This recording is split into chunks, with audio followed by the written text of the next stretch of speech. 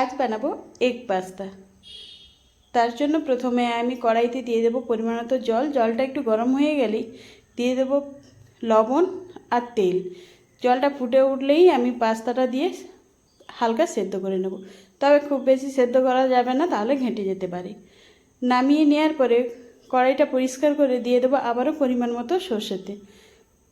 এরপরে আমি প্রথমে ডিমটাকে হালকা লবণ দিয়ে ভুজিয়া করে নামিয়ে নেব।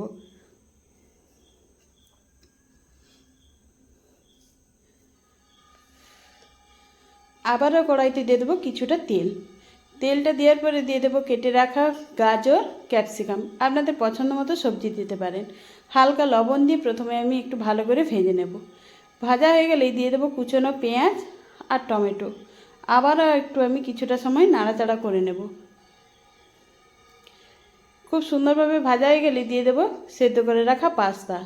এরপরে একে একে দিয়ে দেবো আমি পাস্তা মশলা, soya sauce, chilli sauce, tomato ketchup.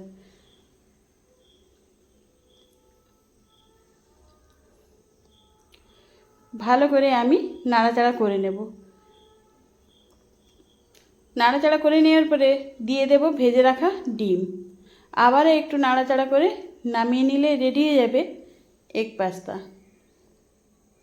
নামিয়ে গরম গরম পরিবেশন করুন। বাচ্চা থেকে বড় সবাইয়েরই পছন্দের জিনিস।